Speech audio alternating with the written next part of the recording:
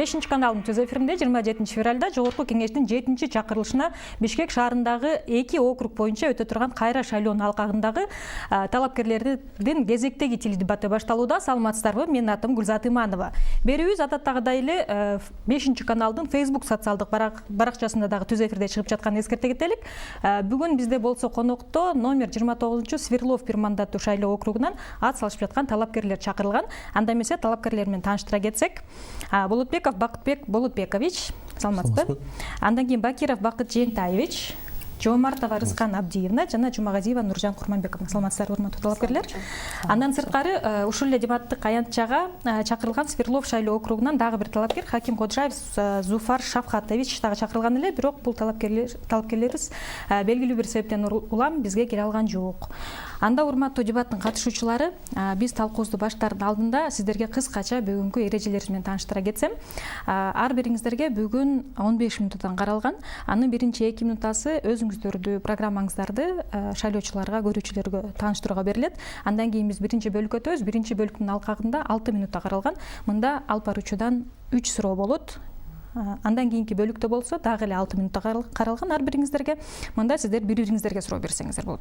Жана акыркы 1 минутта кайрадан эле шайлоочуларыңыздарга кайрылып, сөзүңүздөрдү жыйынтыктоого берилет. Алдыңыздарда монитор турат. Бул монитордон канча убактыңыз калганын баамдап, көзөмөлдөп турсаңыздар болот. Анда эмес, урматтуу катышуучулар, биз дебатыбызды баштасак, башында белгилегендей 2 мүнөттүк кириш сөз. Бакыт мырза, сизден баштайлык. Саламатсыздарбы, урматтуу шайлоочулар, кыргызстандыктар. Здравствуйте, уважаемые избиратели, кыргызстанцы.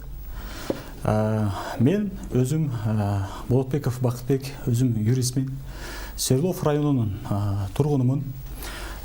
Негизи бизде Кыргызстанда, өзгөчө Кыргызстанда бизде көптөгөн маселелер бар, көптөгөн көйгөйлөр бар. Бирок ошол көйгөйлөрдүн бири бул чоң, бул турак жай маселеси. Илгертиден кыргызда айтылган, үңкүр болсо дагы үйүм болсун деп. Биздин көптөгөн кыргызстандыктар жеке эле Бишкек шаарында эмес, бардык областтык борборлордо, райондордо, батирлерде, ижарада көп жылдап жашап келе атышат. Көп жылдап үй алабыз деп эңсеп, бирок ошол максатка жетем деп көп аракеттенип келе атышат. Мен өзүм акыркы 4 жылдан бери ушул турак жай маселесин чечүүнүн үстүндө иштеп келатам. Акыркы 2 жылда биздин 150 кыргызстандыкта 150 үй бүлөнү үйлүү кылдык. Эми ушул иште Кыргызстандын бардык булуң бурчуна чейин чыгарып, мамлекеттик деңгээлге чыгарып, ушуну мамлекеттик кооперативди түзүп, ушул мамлекеттик кооператив аркылуу жаш бала төрөлгөндөн баштап, ушул 18 жашка чыгып, ошол кезде мамлекеттик кооперативден үйлүү болгондой программа түздүм. Биздин көптөгөн миллиондогон жарандарыбыз миграцияда иштеп жүрөт. Аларга дагы көп жылдап иштеп үй алабыз деген чоң максаты бар. Бирок ошол максатына да жете албай келе атышат. Ошол биздин миграцияда иштеп жүргөн жарандарыбыз дагы Кыргызстандан өзүнүн максатына жетип, Азастан болсо да каражатын топтоп үйлүү болушсын деп атам. Турак жай маселеси боюнча, эгерде турак жай маселесин чечсек, биз ошол турак жай менен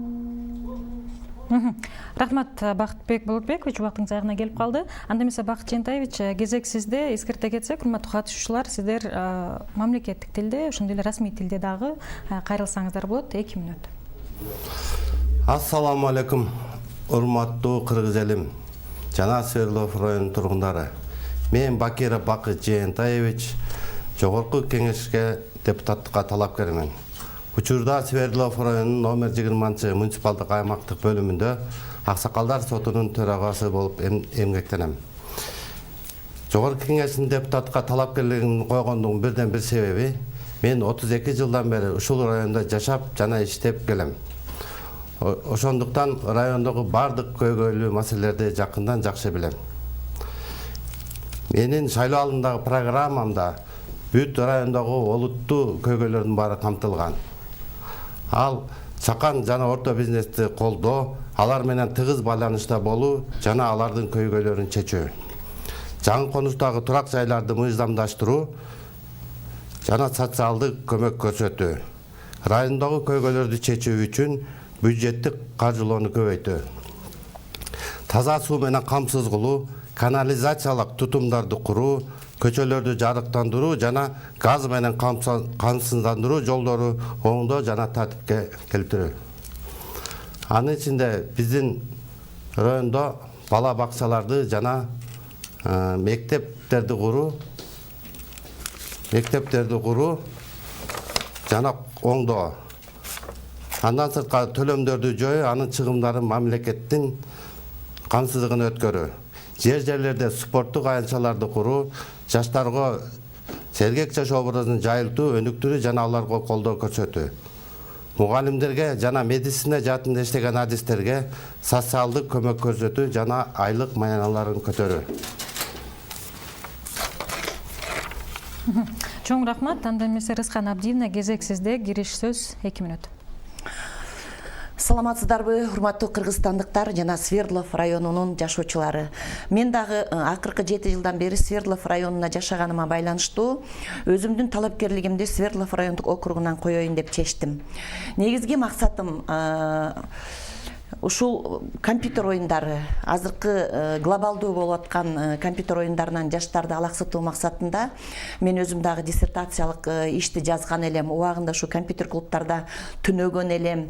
Негизи эле ушул негизги максатым ушул, себеби деген жаштар бул биздин келечегибиз. Ошондуктан ушул интернет маселеси жана ошондой эле жаштардын компьютер оюндарынан алыстатуу максатында Свердлов районунда көптөгөн иштерди алып баруу. Тасмаларды тартуу аркылуу ата-энелер комитети менен иштөө жана ошондой эле Свердлов районунун бакчалары жана ошондой эле мектептер менен ата-энелер комитеттери менен психологдор менен жакшынакай иштерди алып баруу. Андан кийинки максатым ошол кино тармагы боюнча колдоо көрсөтүү максатында азыркы жаштарды туура тарбиялоо менен ошол кино тармагына көптөгөн салымдарды кошуу. Азыркы кинотеатрларды негизи Советтер Союзунун урашы менен биз гана иштетип келатабыз деп айта алам, себеби биздин тасмалар менен азыркы кинотеатрлар кармалып турат. Негизи көптөгөн жумушчулар иштеп атышат, көптөгөн адамдарга иш берилип атат. Ошол максатта мен өзүмдү Свердлов райондук округунан коюп атам. Номерим 9. Кудайым буйруса, баягы Кудайдын буйругу менен мүмкүн эсли депутат болуп кала турган болсом, эрте менен таң аткандан күн баткычакты эл менен болуу, эл менен иштөө, өзүм иштерманмын, эмгекчилмин деп мактана кетсем болот. Себеби ошо Свердлов районунда жашагандыктан өзүмдүн ушул максаттарымды ишке ашыруу үчүн коюп атам. Чоң рахмат. Анда эмесе Нуржан Курманбековна, кезек сизде. Мен Жумагазиева Нуржан Курманбековна, Национальный Кыргыз улуттук университетинде журналистика факультетинде кафедра башчысы болуп иштейм. 30 жылдан бери иштеп, мен ушу мугалимдердин көйгөйүн ичинен билемин. Өзүм 5 кадам менен кетип баратам. Бул билим берүү, медицина, жаштар каркартаң, миграция, экология жана социалдык маселелер. Эң негизги багытым ушу мугалимдин статусун көтөрүү. Жогорку окуу жайлардын мугалимдеринин айлык акысын көтөрүү, мугалимдин кадыр баркын көтөрүү. Анткени акыркы убакта ушу биздин мугалимдердин мындай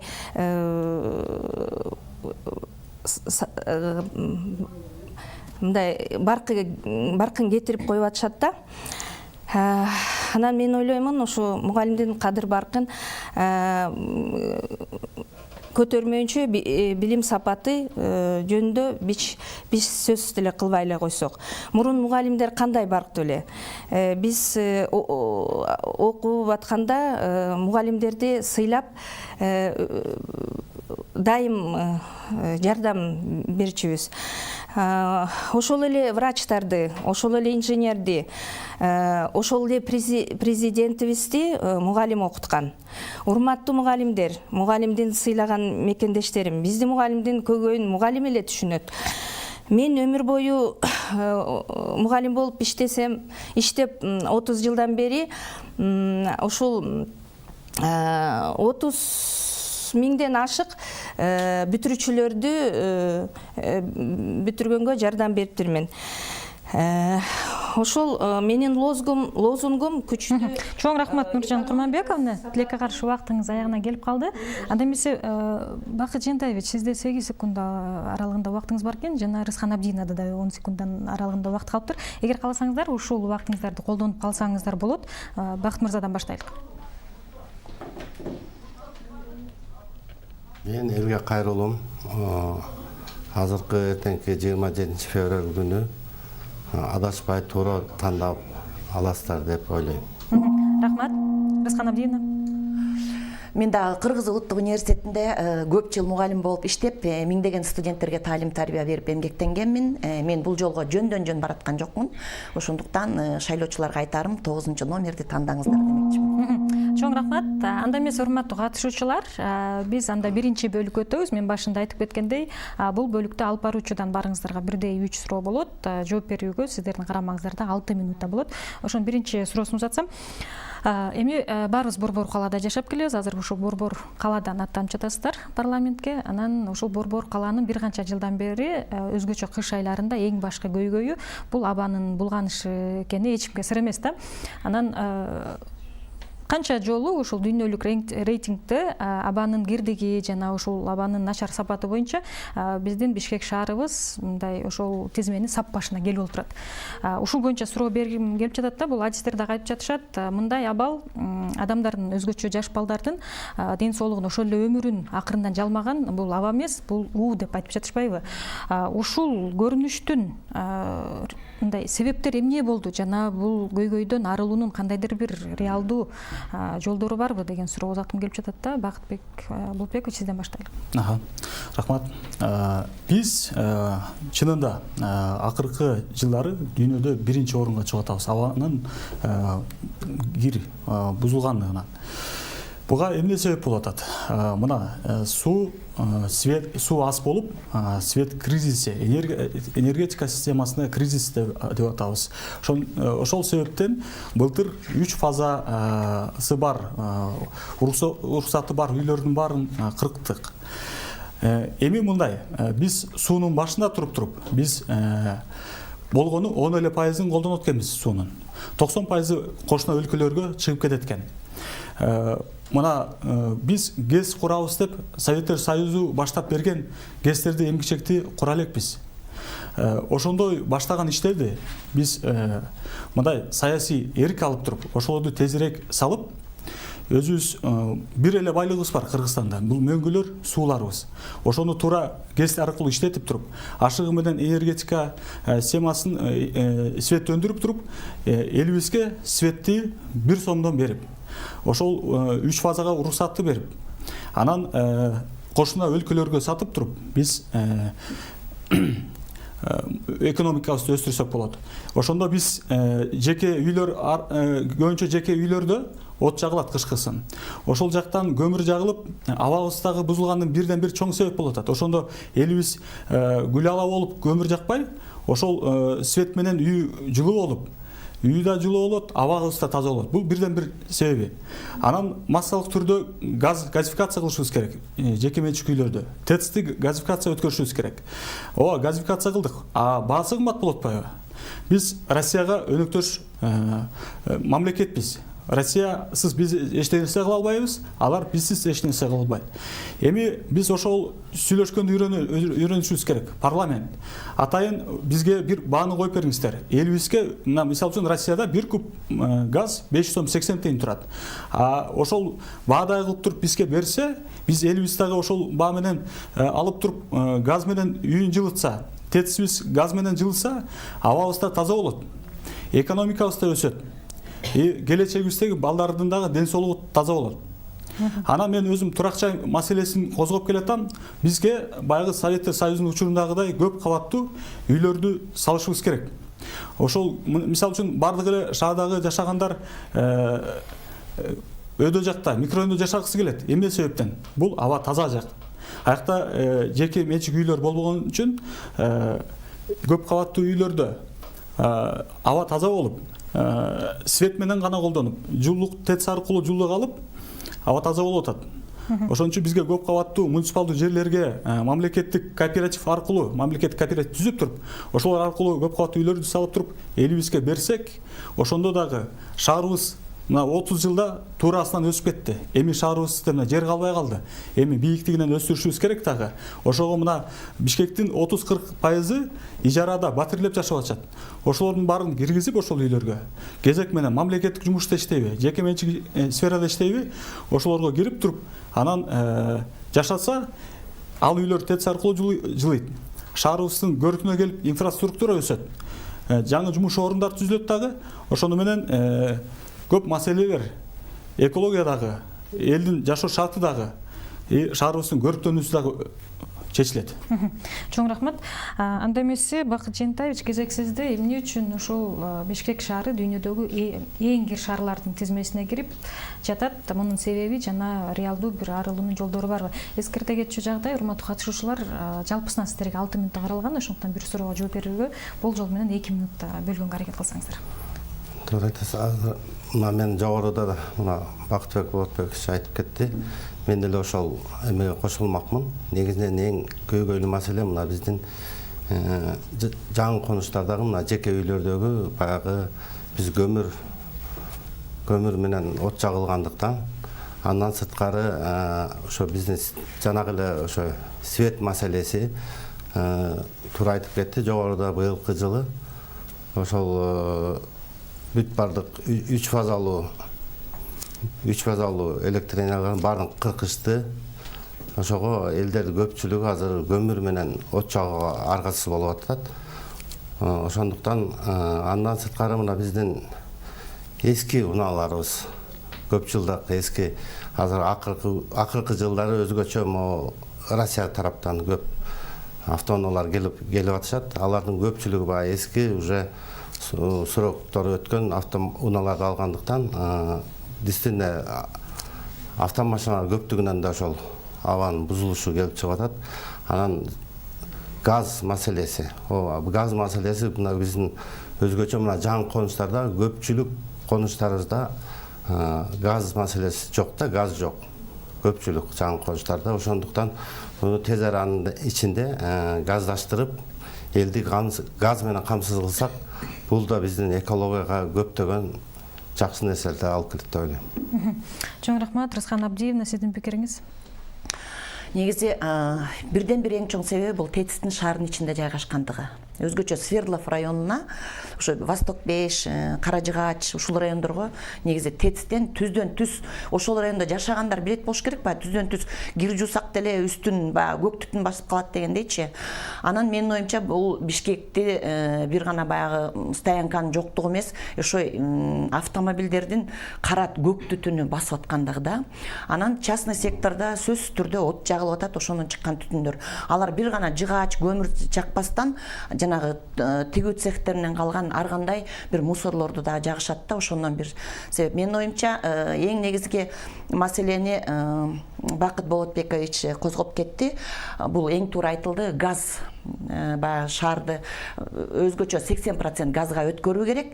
Андан тышкары электромобилдер мына жаңы келе баштады, Кудай буйрса. Башка жактарга да келип атат. Биринчиден сатып алган, ошону айдаган адамдын чөнтөгүнө пайдалуу. Экинчиден биздин шаардын экологиясына абдан чоң таасирин тийгизмекчи. Ошондуктан мен ушундай сөздөрдү гана айтып кетмекчимин да. Анан сөзсүз түрдө Бакыт Болотбековичтин сөзүнө кошулам. Себеби бул жерде газ, свет болсо көмүргө мындай өтө көп маани бербей калышат эле деген сөз. Анан кичине мындай эл үчүн, калкыбыз үчүн арзаныраак болсо деген ойда. Чоң рахмат. Нуржан Курманбековна, сиздин жообуңуз, сиз кесипкөй адис катары бул маселеси өтө жакын болуш керек. Экология боюнча диссертация жактагам. Журналистикада ушул изилдеп эксперт катары дагы жүргөм. Анан ушул азыр экология бизде аябай бузулду. эшикте суук болсо ушул кара түтүндөрдүн сезону башталат. Анан бул эксперттер айткандай 47% жүрөк оору, 78% давление ушул экологиядан экен. Тамаки тарткандан дагы эмес экен, баягы изилдеп чыкканда. Анан мен Свердлов районунда 10 жыл жашагам. Анан ошол эле бойдон көйгөйлөр калыптыр, баягы канализация, ким Ырыс айым айткандай кирди жууп койсоң ошондой кара түтүн келип жабышат, үтүктөсөң смола сыяктуу болуп калат. Анан мен ушул Свердлов эли менен да жолуктум. Аябай көп ушул эмени айтып атышат да, завод салыныптыр, кытайлар бир завод салыптыр. Анан ошол заводдо кагаз чыгарылат экен, ошонун жыты кадимкидей эметип турат экен да, жыттанып. Анан кийин мен баягы системна ошого 1-2 жыл мурда деген мусороперерабатывающий завод башталганда мен ошо өзүм изилдеп ошону эметип калдым. Анан ал мусороперерабатывающий завод токтоп калган. Ошону деген баягы салып башташканда ошо бойдон салынбай калды. Анан мен баягы элге дагы эме тиги айттым, ушул заводду эми колубуздан келгенде баягы для бытовых отходов эме кылабыз, сала баштаганга көмөк көрсөтөбүз, эметебиз, суранабыз деп. Например, Япониядачы аябай эң кир шаар Токио болгон. Ошол Токио кир болуп кондо, аны закон түрүндө, на законодательном уровне, ошол эме мусороперерабатывающий завод салып, ошону закон түрүндө жазап койгон үчүн азыр эң эле таза ушу Токио шаары. Менин аны айтып аткан себебим бүт ошол закон ченеминде чечилиш керек да. Анан биз дагы ошо баягы пандемия учурунда ООНдун программасы менен биз проектке катышып, аны ошондо резолюция жазганбыз жогорку кеңешке. Ошол резолюциябыздын катыбыздан дайын жок, депутаттар жооп бербей койду. Анан өзүбүз баягы термостарды алып, маскаларды алып таратып, ошо элге ушундай бир үгүт эметтик да, маска кийип жүргүлө, баягы давление эметсе сууңарды ичип дегендейчи. Ошон үчүн ошондой долбоорлорду көп мындай утуп алабызбы же болбосо ошо жазабызбы, ошол эмелерди мен ойлоймун элдин шартына карап чечсек жакшы болот эле, баягы эме на государственном уровне мындай. Ошол анан эме дагы айтышты, ошол захороненный эмеде мүрзөлөрдүн үстүнө барып мусорларды төгөткен, ошол мусорлардар ошо бойдон калат экен тазаланбай. Анан бизге бир ушу негизи бир жакшы чоң завод керек окшойт деп ойлойм да. Ошо Чоң рахмат. Анда эмесе кийинки суроомду узатсам, эми сиздер баардыгыңыздар ушул бир мандаттуу округтан ат салышып жатпайсыздарбы парламенткечи? Анан учурда сиздер аттанып жаткан Свердлов районунун шайлоочулары дагы абдан кызыгып тандап жаткан учуру болуш керек.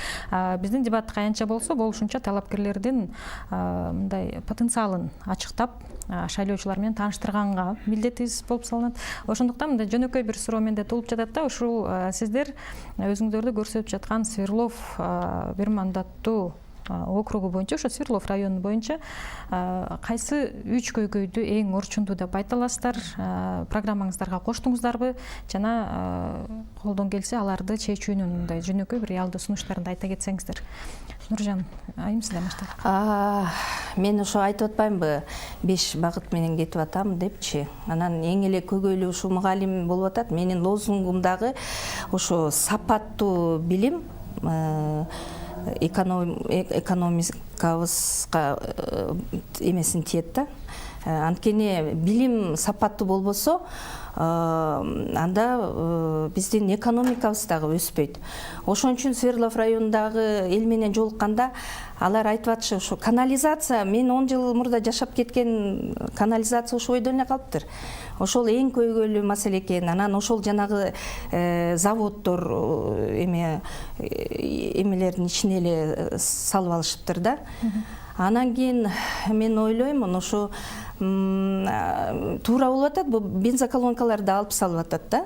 Бензоколонкаларды алып, ошол ар кайсы жакта, мисалы үчүн мен чет өлкөгө көп чыгам да. Анан ошондо бир 2 сааттык жолго барат экенсиң бензин куйган үчүнчү. Мен ошого аябай таза да шаар болуп турат эле да. Анан ошо бул садиктерди мен бул Дордой жакка барсам, садиктерди көп эле муниципальный садиктерди көп эле башка эмеге садик болбой эле башка кызматкерлердин эмеси болуп калыптыр да. Анан кийин ошону айтышты да, ушу садиктер жетишпейт экен, ушу Свердлов району боюнча 180дей садик го деп. Анан мен дагы бир көйгөй, ушу кичинекей болсо да ушу көйгөй экен, бир элдин жанына келсем, русскоязычный адамдар элим ошо эме деп айтты, кыргыз тилин жакшы бербей атышат мектептен депчи. Анткени аябай мы хотим изучать дейт, наши дети, внуки хотят изучать дейт. Анан мен ойлоп атам, ошону практика түрүндө, мисалы үчүн алманы жашыл, бул эмне депчи, антпей эле баягы эмени берип коет экен, тамгалар. Чоң рахмат, Нуржан Курманбековна, убактыңыз аягына келип калды. Рыскан Абдиевна, сиздин кыскача жообуңуз ушу шайлоо алдындагы программаңыздарда Свердлов районуна тиешелүү кандай 3 көйгөйдү белгиледиңиз жана анын чечүүнүн жолдору? Мен негизи ошо өзүм Восток 5те жашагандыктан Свердлов районунда эң негизги көйгөйүм мектеп окуучулары жана компьютер оюндары. Өзүм Кыргыз улуттук университетинде көп жыл мугалим болуп иштегендиктен мен диссертация жазып атып, темам психологические особенности девиантного поведения подростков в условиях депривации. То есть ата-энелердин бардыгы акча деп акчанын аркасынан кууп кеткен балдар ошо компьютер клубда түнөп, ден соолугун талкалап ушинтип калышканда, ошо кезде мен диссертация жазып аткан кезде ошо компьютер клубтарда мен өзүм түнөп калгам. Ошо балдардын психологиясын, психикасын жана ошондой эле эмне үчүн ушу компьютер оюндарынан чыга албай оорулуу болуп ушундай жүдөп какап, мындай алдына келечеги жок жүргөн үчүнчү ушул боюнча мектептер менен, садиктер менен жана ошондой эле вуздар менен иш алып баруу бул мен эң алгачкы максатым. Экинчиси, аялдардын көпчүлүгү азыр мындай жолдоштору менен көп мындай общий язык, орусча айтканда таба албай, ажырашуулар көп болуп атат да. Статистика боюнча негизи Кыргызстанда ажырашуу үйлөнгөндөн кийин эле 1-2 айдан кийин, же болбосо 1-2 балалуу болгондон кийин ажырашкандар. Ошол боюнча мен дагы как өзүм психолог катары ар бир жаш үй бүлө менен иштөө, өзгөчө айымдар менен чогулуш өткөрүү, мектептер ошону ошол мектептер аркылуу, вуздар аркылуу ишке ашыруу. Ал эми үчүнчү бул көйгөй, жумуштан баратып машинаны айдап баратып, ушу каякка койсом деген ушу стоянка жагы ушул абдан чоң маселе да. Ошондуктан мүмкүн чет өлкөдөгүдөй кылып 4 этаж же 5 этаж кылып мындай стоянкаларды куруу, элдин көйгөйүн ушул аркылуу чечүү да. Негизи азыр ушулар эң мындай глобалдуу, эң көйгөйлүү маселелер болуп жатат. Чоң рахмат. Бакыт Жентаевич, сиздин жообуңуз Свердлов районуна тиешелүү 3 көйгөйдү чечүү жолдору менен кошо айтып кетсеңиз. Мен да ошо эң көйгөйлүү маселелер деп, мен өзүм да ошо жаңы конуштардын биринде жашагандыктан биздин жаңы конуштарда эң көйгөйлүү маселелер бул жол маселеси. Кээ бир жаңы конуштар 30 жыл аралыгында түптөлгөндүгүнө карабай, азыркы убакка чейин жолдору тизеден баткак болуп, жол маселелери такыл чечилбей келет. Андан кийин экинчи маселе бул жаңы конуштарда мына газ маселеси. Көптөгөн жаңы конуштарыбызда эмдигиче ошо газ киргизилген эмес. Ошо газ маселеси эң глобалдуу маселелердин бири деп ойлойм да. Анан бул үчүнчү маселе, биздин азыр жаңы конуштардын көпчүлүгү баягы мыйзамдуу даже документтештирилген эмес эмдигичеге. Ошо документ маселеси эмгичең чечилбей келет. Кудай буюрса азыр негизги азыркы жаңы президентибиз келгенден бери ал маселе да чечилип баратат. Мен ойлойм, муну дагы тездештирип, эл үчүн көптөгөн жакшы жумуштар жасаса болот да, элге жеңилдетилген. Чоң рахмат, Бакытбек Болотбекович. Бишкек шаарынын Свердлов районундагы көйгөйдү эки типке, эки секторго бөлсөк болот. Көп кабаттуу турак жай үйлөрү жана жеке менчик сектору деп. Көп кабаттуу үйлөрдө мына кече жакында атасы баласы менен лифтке кирип баратып, лифт иштеп кетип кыпчылып, атасы кайтыш болуп калды. Бул эмнени билдирет? Бизде ошол көп кабаттуу үйлөр салынганына жок дегенде 30-40 жыл болду. Ошол лифттерди өйдө жагында жазылып турган жерди карасаңыздар, акыркы жолу эксплуатация текшерүүдөн өткөнүнө 10-15 жыл болуп кеткен. Ошол лифттерди тез арада ошолорду жаңылатыш керек. Биз грант алсак дагы адамдын өмүрү бизге баалуу. Биз мэрия ошол маселени биринчи коюш керек. Ошондой эле эс алуу жерлер, парктарыбыз бар болсо дагы каралбай калган жерлер бар. Жол маселеси дагы бар. Ошол эле жеке сектордо дагы, шаардын ичинде дагы, Борбор деген жерибизде дагы жолдорубуз талкаланган, каралбаган. Бүгүн асфальттасак дагы эртеси күнү казылган учурлар болуп атат. Ошондой көйгөйлөрдү жаз айынын алдында сууну дагы, башкасын дагы баарын тең туралап, турбасын баарын жаткырып туруп, бир жол асфальттап ошого 10 жылга чейин тийбегендей кылыш керек. Ошондой эле мен бардыгыңыздарга кошулам. Жеке секторда газификация кылыш керек, асфальтташ керек жолдорду, бала бакча салышыбыз керек. Ушул эң негизги маселе деп ойлойм. Чоң рахмат. Анда эмесе 3-чү суроого өтсөм, бирок тилекке каршы Нуржан Курманбек мына дароо эскертип коеюн, сизде убактыңыз аяктап калган экен. Андыктан каршылаштарыңызга суроо узата берейин. Ушул коронавирус пандемиясы башталгандан бери биздин өлкөнү бардык жагынан кымбатчылык тооруп, ушул жарандарыбыздын капчыгына күч келип жатканы бардыгыбызга маалым да. Анан ушул өлкөбүздө негизги тамак аштын жана жашылчалардын түрүнө 9 азык-түлүк жана жашылча кирсе, ошонун экөөсү менен гана сүт жана картошка менен гана өзүбүздү камсыздай алат экенбиз да. Анан ушундан улам сурагым келип жатат да. Негизи ушул азык-түлүк менен азык-түлүк коопсуздугу тармагында биздин өлкө жетекчилиги деги эле мамлекетибиз кандай саясат жүргүзүш керек? Бул кезек Рыскан Абдиевна сизден баштайлык. Эми азык-түлүк маселеси боюнча чынында могу коронавирустан кийин абдан кымбаттап кетти. 1 эмес 3 эсеге кымбаттады деп айтсам болот. Өзгөчө эттин баасы, картошканын баасы деги эле болуп көрбөгөндөй кымбаттады да. Эл кыйналып атат. Ошондуктан мен ойлойм, муну мен чече албайм же башка бирөө чече албайт, муну мамлекеттик деңгээлде чечиш керек да негизи. Ошондуктан ушул нерсени жөнөкөй элдин атынан, карапайым калктын атынан биз өйдө жакка жеткирип, көпүрө болуп бергенге аракет кылышыбыз керек. Мунун бир өзүнүн жолдору болсо керек, менин оюмча. Эми ал жагын чече турган бир маселелерди карай турган өзүнчө бир комитеттер бар да. Чоң рахмат, Бакыт Жээнтаевич. Ушу азык-түлүк менен камсыздоо, азык-түлүк коопсуздугу тармагында өлкө жетекчилиги кандай саясат жүргүзүш керек деген пикирдесиз? Туура айтасыз. Негизи пандемиядан бери биздин азык-түлүктөрдүн бардык түрлөрү аябай болбогондой бийиктикке чыгып аяк кымбаттады. 3-4 эсеге десек деле болот. Өзгөчө даже өзүбүздөн өндүрүлгөн ошо картошка, пияз, эт азыктары, сүт азыктары да аябай кымбат. Эми буну мен ойлойм мамлекеттик деңгээлде же болбосо биздин антимонополия дейбизби, ошолор иштеп бааны турукташтырыш керек да. Чындыгында азыр эл аябай кыйналып аткан убагы. Мен ойлойм, муну эси жогорку кеңешке барып калсак, эл менен мамлекеттин ортосунда көпүрө болуп, ошол маселелерди козгоп, ал жөнүндө да бир аз программаларым бар. Кудайым буйрса, аны чечсе болот деп ойлойм. Чоң рахмат, Бакытбек Болотбекович. 1 минутка жетпеген убактыңыз бар экен. Ушу азык-түлүк коопсуздугун камсыздоо максатында кандай чараларга барыш керек өлкө жетекчилиги деген суроо. Мына биз алып көрөлү. Москва шаары менен Астана шаары менен анан Бишкек шаарынын продуктусу бирдей. Москвада айлык 50-60 миң рубль алышат. Бишкекте болсо 10-15 миң сом. Көбүнчөсү андан да аз алат. Пенсия да аз болот. Бирок продукттун баасы бирдей. Эмне себептен? Контроль катуу көзөмөл керек. Ал Москвада мисалы үчүн башка өлкөдө катуу көзөмөл болгон үчүн ошол биринчи нан болобу, сүт болобу арзан.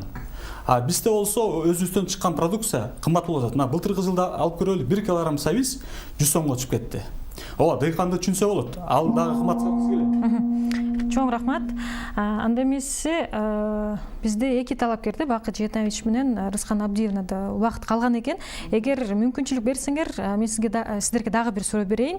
Эгер жок, калган убактымды каалашымча колдоном десеңиздер, анда өзүңүздөрдүн позицияларды бекемдеп, балким буга чейин берилген кандайдыр бир суроого толук жооп бере албай калдым деген ойдо болсоңуздар, анда оюңуздарды толуктап алууга мүмкүнчүлүк берелик.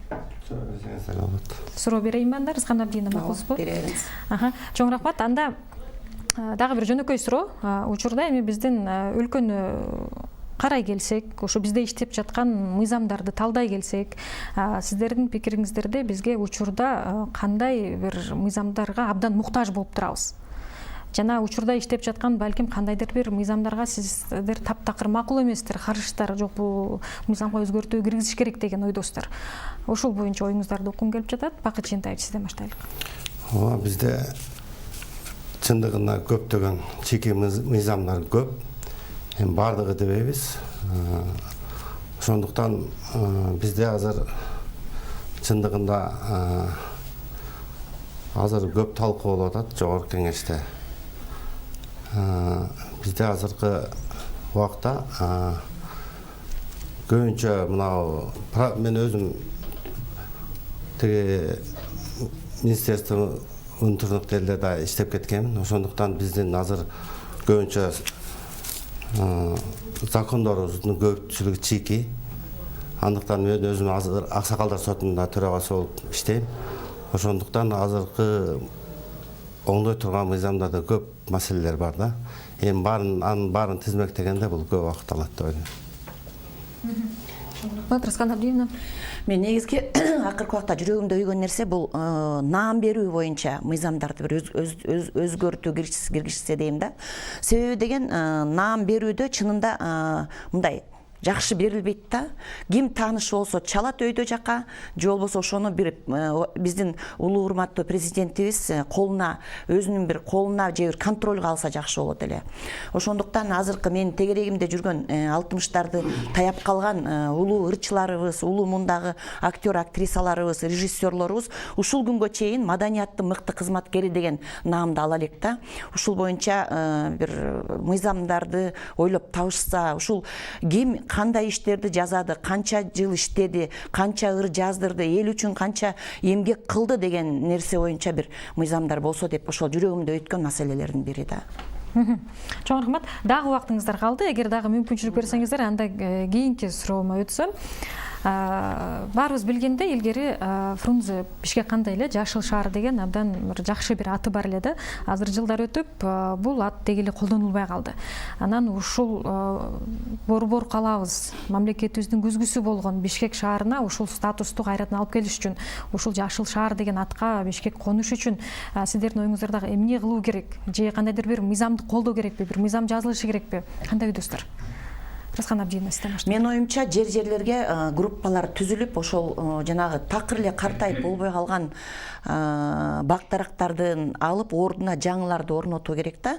Москвада ал бактарак эмес, керек болсо үйлөрдү талкалап жаңы үйлөр курулуп атат.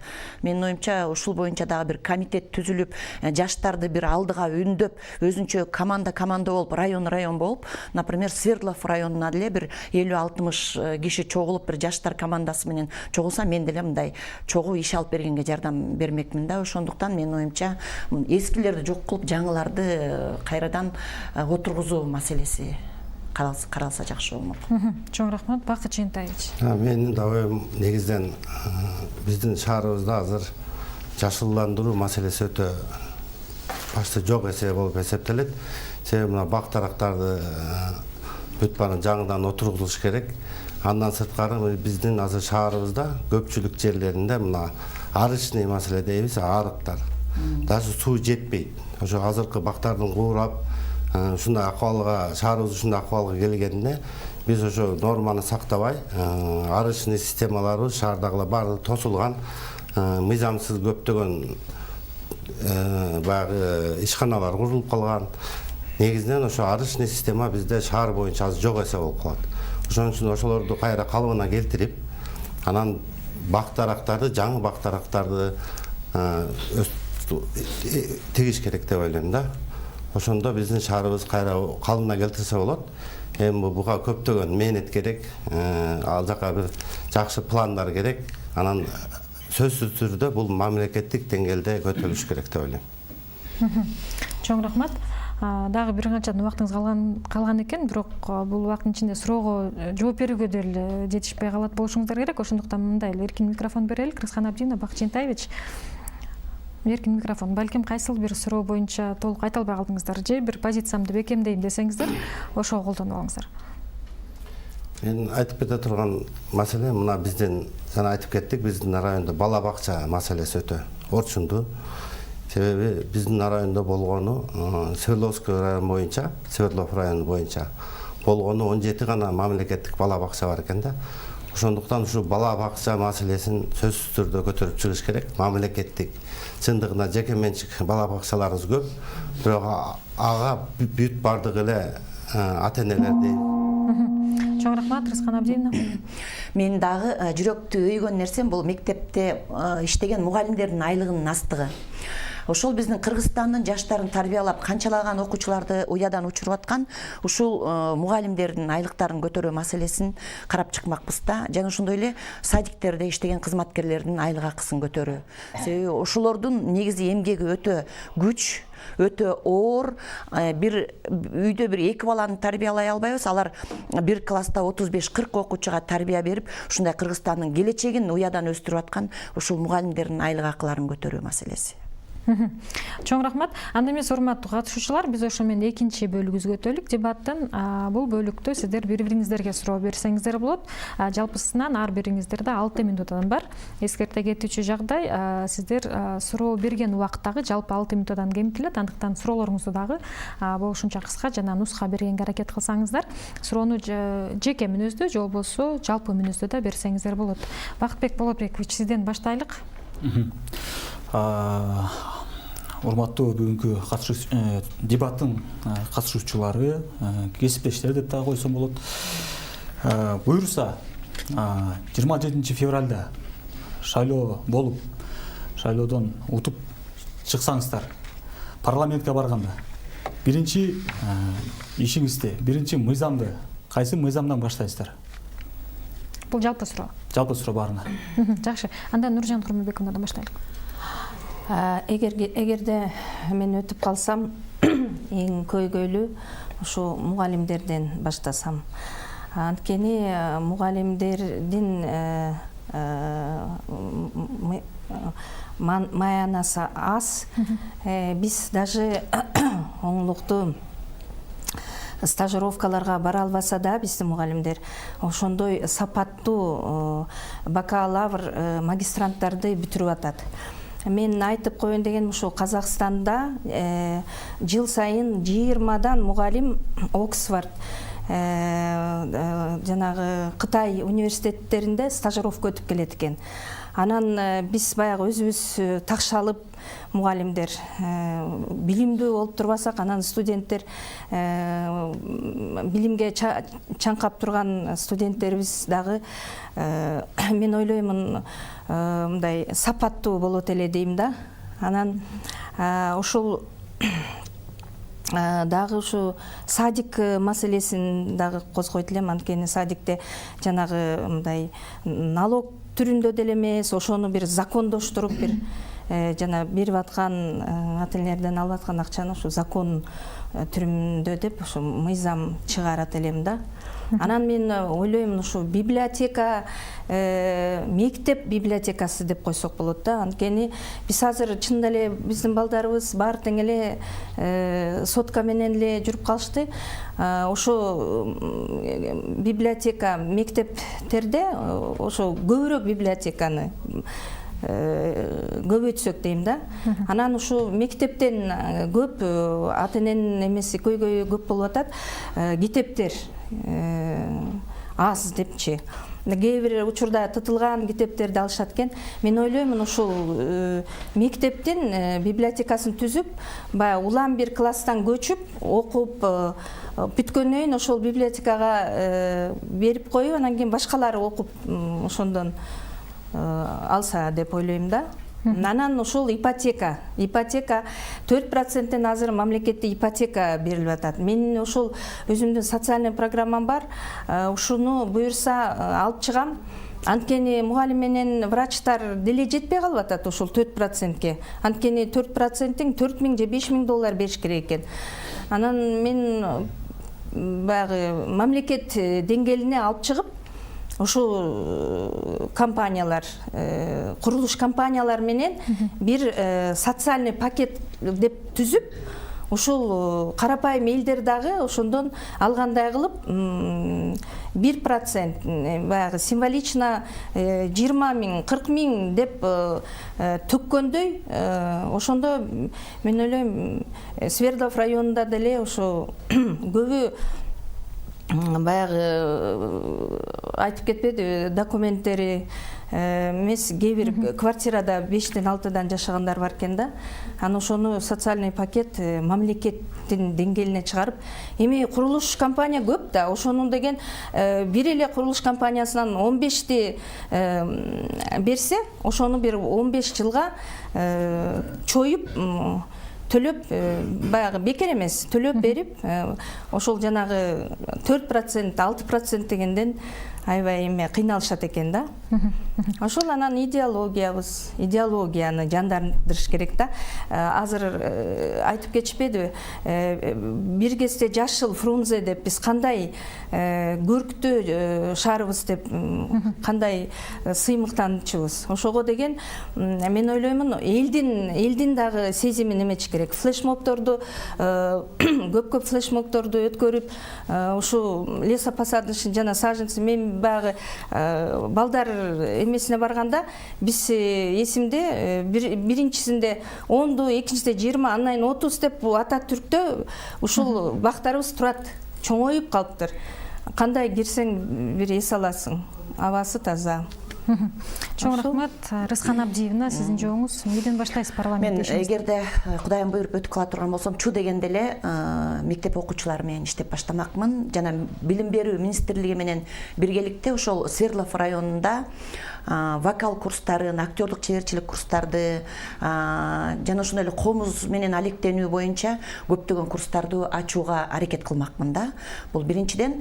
Экинчиден, жүрөгүмдө өйгөн нерсе бул, жана айтып кеттим да, кайталагым келбейт, кызмат акыларынын өтө аздыгы, мугалимдер жана садиктеги кызматкерлердин, бул экинчи маселем. Үчүнчү маселем болсо, жанагы үйдө отурган айымдар менен иш алып баруу, ошолордун жана психологиялык состояниясы, ошолор жана мен айтып кеткендей делинквентное, жана девиантное поведение деп атпайлыбы, балдардын бардыгы туура эмес жолдо тарбия алып, жалаң оюнга кирип, ошол жактан чыкпай, чачтары жуулбай, какач басып, алдыга максат кое албай, бир гана ден соолугу эмес, психикасын талкалап аткан мектеп өспүрүмдөр менен билим берүү министрлигинин ортосунда чоң иштерди алып бармакмын. Менин негизги максатым ушул. Чоң рахмат. Бакыт Жентаевич, сиздин жоңуз? Эгерде Алла таала буйруп мен жогорку кеңешке өтүп калсам, мен биринчиден мына жеке ишкерлер боюнча, чакан жеке ишкерлер боюнча дагы мыйзам жазууга белденмекмин. Себеби мына биздин жеке ишкерлердин көпчүлүгү өзгөчө, чакан жеке ишкерлер мына биздин базардагы ошондой эле бир аз эми бизнести баштаган ишкерлерге колдоо көрсөтүү жөнүндө мыйзамды колдоп көтөрмөкмүн да. Себеби аларда бизде азыр эми эле кээ бир жеке ишкерлер эми эле өзүнүн жеке бизнестерин же жеке иштерин баштаганда эле бизде көбүнчө мына налог тараптан бүгүн атса эртеси келип туруп ошо налог сурап биздин жеке ишкерлерди мындай айтса элибизди көтөргөнгө баш көтөрүшпөйт да.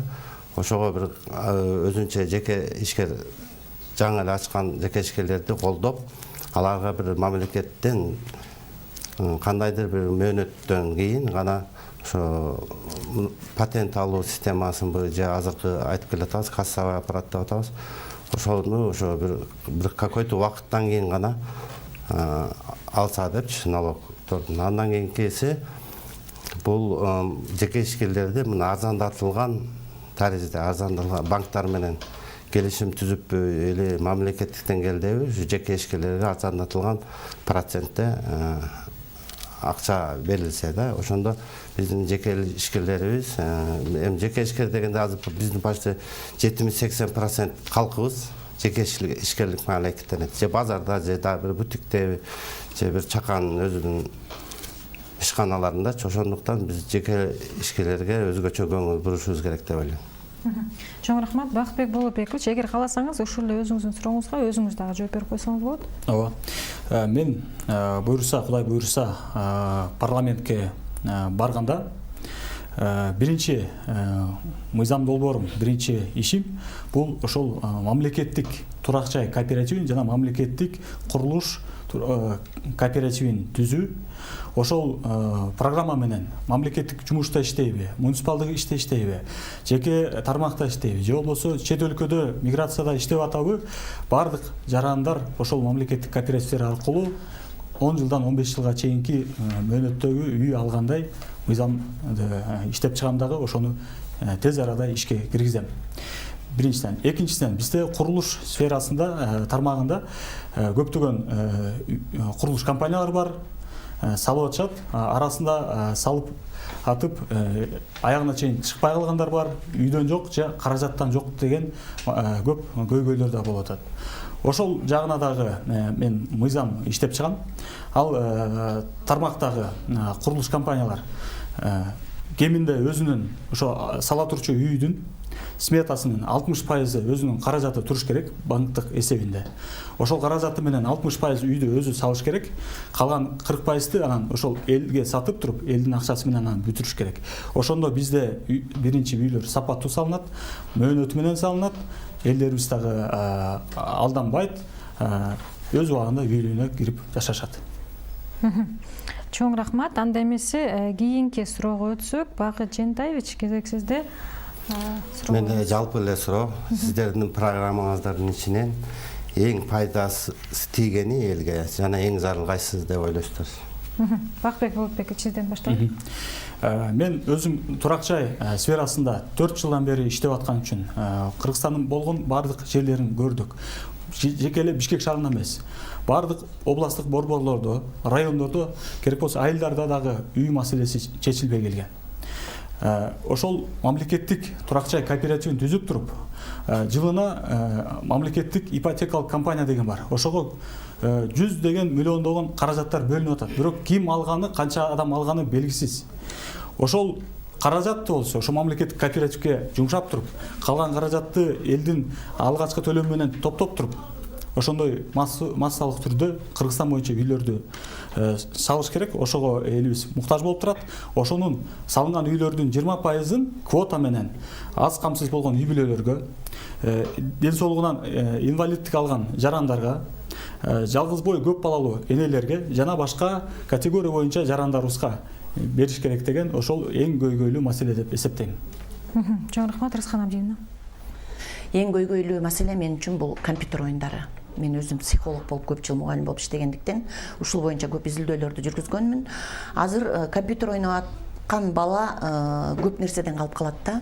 Жана ошондой эле бир гана жаш балдар эмес, ушу ата-энелердин дагы ошо жана TikTok, интернет, Facebook, Instagram деп кирип кетип, баласы көп этаждуу үйдөн кулап кетип атат, же күйүп калып атат, же болбосо жанагы өзгөчө компьютер ойногон балдар менен ата-эненин ортосундагы мамиле, ортодогу мамиленин жоктугу, ошол баланын бул жарык жашоого келип, бирок жашоосунун баардыгын монитордун жанында өткөрүп, ушунчалык мындай алтындай болгон убактысын, ден соолугун талкалап аткандыгысы менин жүрөгүмдү өйтөт да.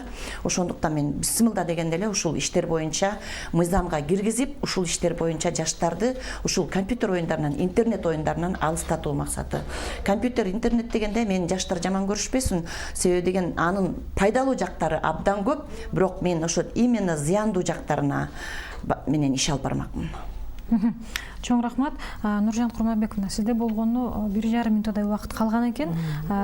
Ушул суроого жооп берүүдө мүмкүн болсо өзүңүз атаандаштарыңызга суроо бергенге дагы убакыт калтырып калсаңыз дегеним да, ошону айткым келип жатат. Мен анда кыска эле жооп берейин. Менин лозунгум күчтүү экономика, сапаттуу билим. Эмне үчүн сапаттуу билим? Анткени сапаттуу билим болбосо биздин экономикабыз да өспөйт. Азыр элибиз аябай кыйналса дагы билимдүү, жаңы, абийири таза адамдарга суусап турушат. Баары тең баягы депрессия болуп турганда ошол билим дагы жардам берет да, ошондой дон чыккандан. Анан баягы коррупция, тааныш менен кызматка кирүү, ушундай эмелерге биз бөгөт койсок. Анткени элимдин баягы жакыр жашаган элим дагы сапаттуу билим алгысы келет. Анан ушу биздин контракты дагы, студенттердин контрагында ушу карапайым элдин кичине кыскартып эметкенге дагы ушу эме мыйзам түрүндө иштейбиз. Ошол Чоң рахмат. Анда кийинки суроого өтсөк, Рыскан Абдиевна кезексизде экен. Суроо берейинби? Атаандаштарыңызга сураңыз. Мен баягыдан бери ушул бул жерде Бакытбек Болотбековичтин айтканы боюнча суроо бергим келип турат. Үчөөнө тең, 3 инсанга тең. Азыркы кооперативдер, турак жай кооперативи деп айтып атасыз. Негизи эле ушул кооперативдерди биз интернет булактарынан көрүп атабыз. Көп адамдар күйүп кетип атышат. Кызылдай акчаларын салып, кандай азап менен Москвада жер шыпырып иштеп, чет өлкөлөрдө иштеп, Казакстанда иштеп, канчалаган акчаларын чогултуп, ичпей жебей төккөн акчаларын ушу кооперативдерге салат дагы убагында ала албай сыздап калып атышат да. Азыр менин угушумча көптөгөн кооперативдерди өзүңүздөр деле интернет булактарынан караңыздар, сыздаган эл, ыйлаган эл, боздогон үй бүлө, ажырашкан үй бүлөлөр, ушунун эмнеден ушул кооперативдер сиз баягы улантам, узартам, ушул боюнча иштейм деп атасыз. Эмне үчүн ушул эл күйүп кетип атат? Ушуга бир суроого жооп берип койсоңуздар. Анда Бакытбек Болотбекович, сизден баштайлы. Негизи бул кооперативдик система өзү 200 жылдан бери иштеп келатат. Батыш Европада дагы, Канададагы, жанагы Скандинавия өлкөлөрүндө дагы бул кооперация модели эң мыкты иштеп келатат. Эми маселе кооперативдин өзүнөн эмес. Маселе ошол кооперативди жетектеген, ошону башкарган ошол адамдарда. Кандай гана ишкана болбосун, кандай гана мамлекеттик ишкана болбосун, же болбосо кооператив эмес жеке компания болбосун, ошонун жетекчилеринде таза эмес адамдар болсо, өзү башынан эле туура эмес ойдо жүргөн адамдар болсо, ал ошол ишкананы керек болсо мамлекеттик ишкананы 6 айда сызга отургузуп туруп, мамлекетти дагы, элди дагы алдап кетиши мүмкүн. Бул жакта көбүнчө негизи бул кооперативдик система өзү бул аябагындай пайдалуу нерсе. Мисалы үчүн Германияда 80% жаран ошол кайсы бир кооперативдин мүчөсү. Бул кооперативдер Советтер Союзунда да иштеп келген. Азыркыга чейин дагы айыл чарба кооперативде иштеп атат. Болгону ошол кайсы бир шылуундар ошол кооперативди бир акча табуу максатында өз кызыкчылыгына колдонуп, элди алдап келатат тилекке каршы. Ошон үчүн мен мамлекеттик кооперативдер түзүлсүн деп атам. Азыркы мындай айтканда рынокто иштеп аткан кооперативдерди мамлекет жаңы мыйзам менен өз көзөмөлүнө алып, ошолорго дагы мамлекет өзү кепилдик болуп, анан иштетсе, эч ким элибизде алданбайт, элибизде үйлүү болот, мамлекет дагы эч жабыркабайт. Чоң рахмат. Бакыт Жентаевич, сиздин пикириңиз? Мен деле пикирим ошол. Жанагы эң негизгиси ар бир ошо кооперативдими же компаниясы дейбизби, ошолордун жетекчилеринен баалык болуш керек. Себеби бул маселени чындыгында эл өзү туура тандаш керек. Бардыгын билип, изучать этип, кайсы кооператив менен сурамжылап, алданбай туура тандаш керек деп ойлойм. Анан буну чындыгында ошо мамлекеттин тик деңгээлде ошо мамлекет өзү колго алып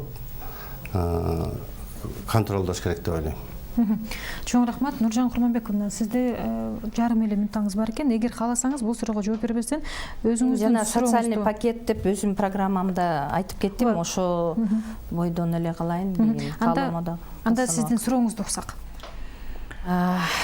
Менин суроом Эми мен мугалим болгондон кийин менин суроом ушул билим тармагында болот.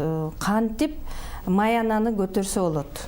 Мектептерде, мынакей вуздарда, садикте дагы окутуп аткан эжелерибиздин маянасы кичинекей. Бул жалпы мүнөздөгү суроо. Жалпы эле берейин. Кантип Чоң рахмат. Рызкан Абдина, сизден баштайлы. Бул негизи эле бир гана Нуржан айымдыкы эмес, меники эмес, бул бүткүл кыргыз элинин жүрөгүн өйгөн маселе. Бул маселе мамлекеттик деңгээлде биздин улуурматтуу президентибиз аркылуу, парламент аркылуу чечилчү маселе да. Ошондуктан жүрөктү өйгөн маселе, мен ойлойм, мындай, эгер жүрөгүбүз менен күйө турган болсок, бир ойлоп тапчу нерселер бар да. Муну эми бул жерде айтып отурсам мен убактымдын баардыгы өтүп кетет. Ошондуктан парламентке Кудай буйруп барып кала турган болсок, ушул маселени сөзсүз түрдө көтөрүп, негизи эле баягыдан бери мен сыздап боздоп атканым бул ушул маселенин бир жолдорун табуу да. Муну мен жалгыз чече албайм, муну мамлекеттик деңгээлде чечиле турган маселе. Чоң рахмат. Бакыт Жыйынтаевич. Менин деле оюм ошондой. Буну чындыгында мамлекеттик деңгээлде чечиле турган маселе. Бул менин программамда камтылган. Бүт мугалимдер дейбизби, медициналык кызматкерлер негизинен ушул маселенин тез аранын ичинде парламент менен президентибиз менен бирдикте буну көтөрүп чыгып чечиш керек да. Себеби чындыгында мына балдар биздин келечегибиз дейбиз. Мектептерде мугалимдерибиздин айлыктары керектүү деңгээлде жогору болсо, билим берүү да ошончолук жакшы болот деп ойлойм. Ал бул экинчиси бул медицина кызматкерлерибиз. Бул жерде да ошол маселе турат да. Ошонун бул мамлекеттик деңгээлде чечиле турган маселе деп ойлойм. Чоң рахмат. Бакытбек Болотбекович. Негизи биздин президентибиз дагы, өкмөт дагы эки көзү төрт. Ушул мугалимдерди дагы баарын бүт бюджеттик ишканада иштеген, кайсы бир жакта иштебесин, пенсияны дагы көтөргөнгө эки кол менен гана турат. Бир эле себеп, бюджетте акча татыш жетишпейт. Бул мен биякта маселени бюджеттен көрөм. Бюджетти толтурушубуз керек. Толтурганга бизде ошол бюджеттин акчасын туура колдонушубуз керек. Бир эле айыл өкмөттөн, бир эле райондогу поликлиникада ар кандай тендер аркылуу көптөгөн каражаттар туура колдонулбай атат. Жарымы ошол ремонтуна кетсе, жарымы закуп бир нерсе алса, жарымы чөнтөккө кетип атат. Ошол жактан баштап биз ар бир сомду туура колдонсок, бюджетибизде дагы каражат калат, айлыгыбызда көтөрүлөт. Биринчиден, экинчиден, коррупция менен биз катуу күрөшүбүз керек. Мындан дагы күчөтүш керек коррупция менен күрөшкөндө. Баягы кичине каражатты 1 миллион сом урдап туруп, 100 000 сомду бюджетке төлөп койгон адамды кое бербей, аны аягына чейин төлөтүп туруп, жазасын аягына чейин алгандан кийин ошондо башка адамдар дагы коррупцияга баргандан коркуп калат. Анан инвестицияны туура иштетиш керек. Ички инвестицияны дагы, жана тыштан келген инвестицияны дагы биз. Чоң рахмат. Анда эмесе мониторду карасак, эки талапкерибизде убакыт калган экен. Болжол менен бирдей убакыт Бакыт Жыйынтаевич менен Рызкан Абдинада. Эгер сурооңуздар болсо, сиздерге мүмкүнчүлүк берелик, анткени бул бөлүктүн мааниси да ошондой, суроо берүү менен чектелет. Эгер сурооңуздар болсо, анда ошону угалык. Рызкан Абдина, Бакыт Жыйынтаевич. Сиздин оюңузча таза шаар жана таза коом деген эмне? Сиз мага үйрөтүп атасызбы? Менин оюмча жана айтып кеткендей эле таза шаар бул жашылдандыруу биринчиден, экинчиден жанагы электромобилдерди алып келүү деп атпайм, бул өзү кардардын чөнтөгүнө дагы, мамлекетке дагы пайда алып келе турган нерсе деп. Таза шаар деп чынында биздин тазалык компаниясы абдан жакшы иштейт. Ушул тазалыкта иштегендерди да жүрөгүм ушул суроону аябай жакшы бердиңиз. Тазалыкта ушу таң атпай саат 5-те жер шыпырып жүргөндөрдүн айлыктарын көтөрүү. Ошолордун үй бүлөлүк кыйналган маселелерин чечип берүү.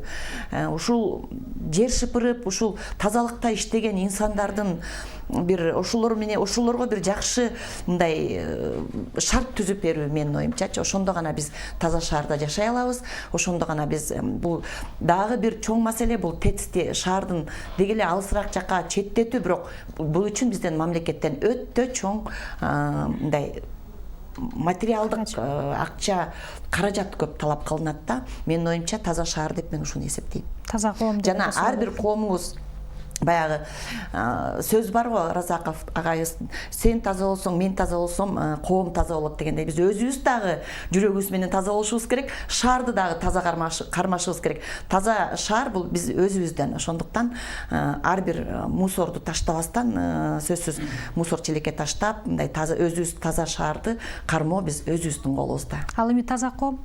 Таза коом, жүрөгүбүз таза болуш керек. Мына акыркы убакта биз такыр эле өзүбүздүн адресибизге жакшы сөз укпай калдык да. Таза коом бул биздин жүрөгүбүздө ыймандын орношу. Биз өзүбүз таза болушубуз керек.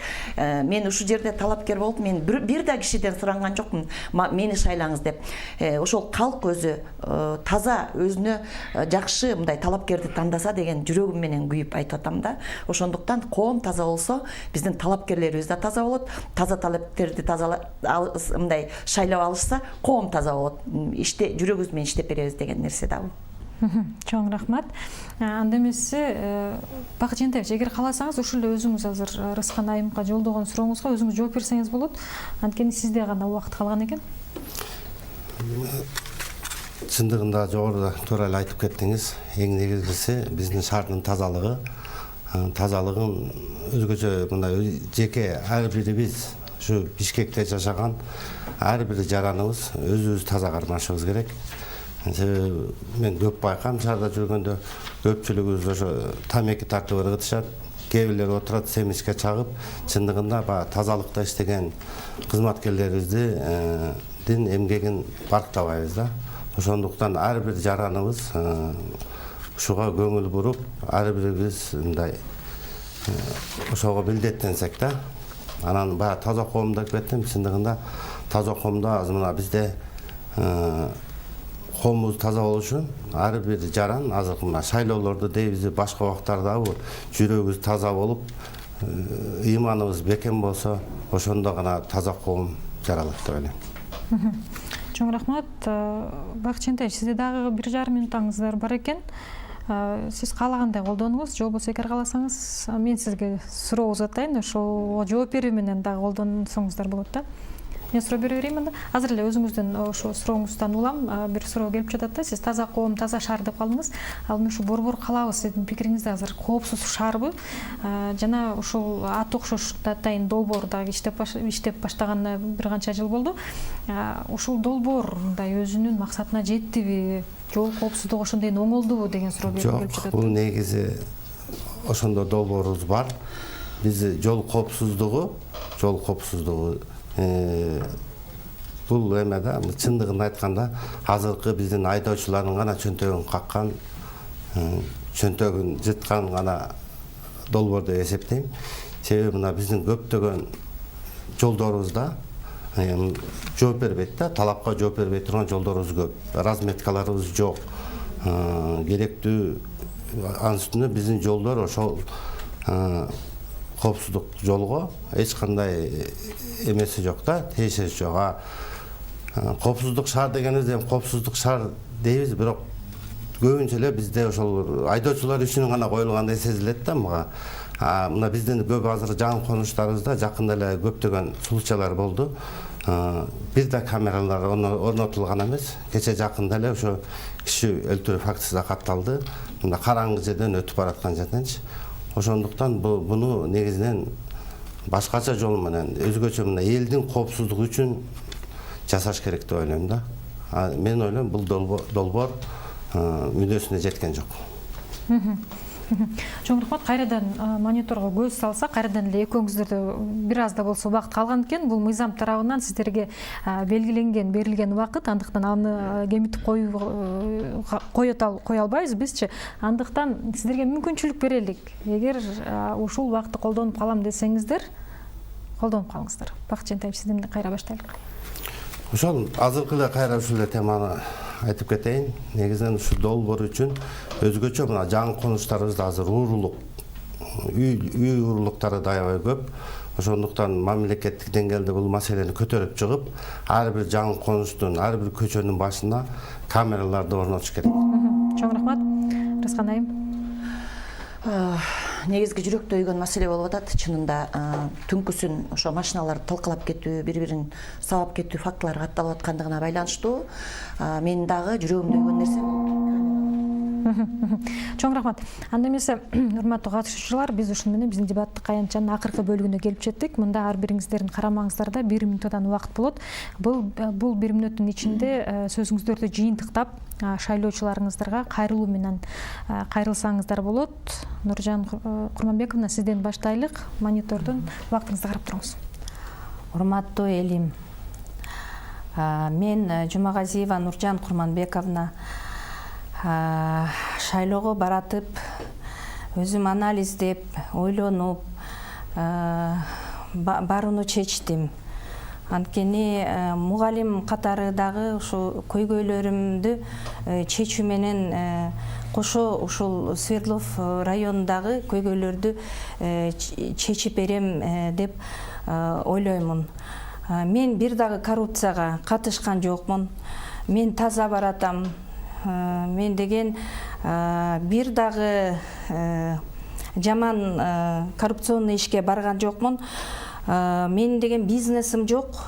Ошон үчүн карапайым эл мугалим медицина тармагында жаштардын социальный программага ушу көптөн бери көйгөйлүү маселени. Чоң рахмат, Нуржан Курманбековна. Рыскан Абдиевна, сиздин акыркы 1 минутуңуз. Урматтуу Свердлов районунун шайлоочулары, мен Свердлов районунун округу боюнча депутаттыкка аттанып жаткан кезим номерим 9. Эгерде шайлай турган болсоңуздар, анда мен сиздер менен дайыма бирге болмокчумун. Таң аткандан күн баткычакты иштей турган айыммын. Мен дагы 4 дипломдун ээсимин. Андыктан бардык дипломдорубуз текшерүүдөн өттү, соттолгон эмеспиз деп дипломдорубуздун бардыгы текшерилди. Ошондуктан шайлай турган болсоңуздар, мен Свердлов райондук округу боюнча көптөгөн иштерди алып бармакмын. Анда эмесе шайлай турган болсоңуздар, менин фамилиям Жомартова, атым Ырыс, отчеством Абдиевна. Ал эми эч кимден суранганым жок. Эгерде каалайм десеңиздер, шайлаңыздар. Анда мен сиздер менен бирге болмокчумун. Чоң рахмат, Бакыт Жентаевич. Урматтуу Свердлов районунун тургундары, айлап жылдап бүтпөй келген көйгөйлөргө чекит коюуга учур келди. Татыктуу өкүлдү шайлаңыздар. 27 февраль Жогорку кеңештин 1 мандаттуу шайлоо округу күнүндө активдүү катышып бериңиздер. Шаарыбыздын келечеги сиздердин колуңуздарда. Мен сиздерди үмүтүңүздө тактайм. Максатым элге кызмат кылуу. Бакир Бакыт Жээнтаевич, номерим 10. Чоң рахмат, дагы убактыңыз бар, Бакыт Жээнтаевич. Ошондой эле бардык талапкерлерге да ийгилик каалайм. Бардыгыңыздарды колдошуна тилектешмин. Чоң рахмат, Бакытбек Болотбекович. Акыркы 1 минутуңуз. Урматтуу Свердлов районунун шайлоочулары, урматтуу элим. Мына негизи мыйзам боюнча бийлик элдин колунда. Ошол сиздер бийликти сиздер 28 ноябрда көргөнсүңүздөр. Бардыгына каршы болуп. Эми кайра дагы мына 27 февралда кайра шайлоо болгон атат. Ошол шайлоодо өзүңүздөр иштеген адамды, таза адамды, ушул сиздердин көйгөйдү уккан, эртең кайра сиздин алдыңызда чыгып, сизге өзүнүн отчетун берген адамды тандаңыздар. Алданбаңыздар. Ар кандай азгырыктар болуп атат. Ошол себептен менин аты жөнүм Болотбеков Бакытбек Болотбекович, номерим 13. Чоң рахмат. Рыскан Абдиевна, сизде дагы убакыт калган экен. Сиз колдонуп калууга мүмкүнчүлүк берелик. Мен ошо колдонуп калсам деп ойлоп атам. Негизи кыргыз эли үчүн эмгектенгенге мен 100% айта алам. Себеби деген мен эл менен болмокчумун, мен сиздер менен болмокчумун. Чоң рахмат. Бакыт Жээнтаевич, сизде дагы бир аз убакыт калган экен. Менин бардык жанымдагы талапкерлерге, өзгөчө таза бараткан талапкерлерге ийгилик кылып кетем. Чоң рахмат. Анда эмесе урматтуу талапкерлер, биз ушуну менен бүгүнкү дебатыбызды жыйынтыктайбыз. Убактыңыздарды бөлүп келип талкуу жаратып бергениңиздерге чоң ыраазычылык билдирип кетебиз. Жана албетте келе жаткан шайлоодо баарыңыздарга ийгилик каалап кетелик. Урматтуу көрөрмандар, ушуну менен биз Жогорку Кеңештин 7-чакырылышына Бишкек шаарындагы 2 бир мандаттуу округтан ат салышып жаткан талапкерлердин кезектеги дебатын жыйынтыктайбыз. Бүгүнкү дебатка болсо номер 29 Сверлов шайлоо округу боюнча көрсөтүлүп жаткан Болотбеков Бакытбек Болотбекович, Бакиров Бакыт Жээнтаевич, Жомартова Рыскан Абдиевна жана Жумагазиева Нуржан Курманбековна катышты. Эртең кайрадан эле ушул студияда саат 21:00 ушул эле номер 29 Сверлов бир мандаттуу округунан ат салышып жаткан кезектеги талапкерлер чакырылган. Программаны мен Гүлзат Мануал алып бардым. Саламатта калыңыздар.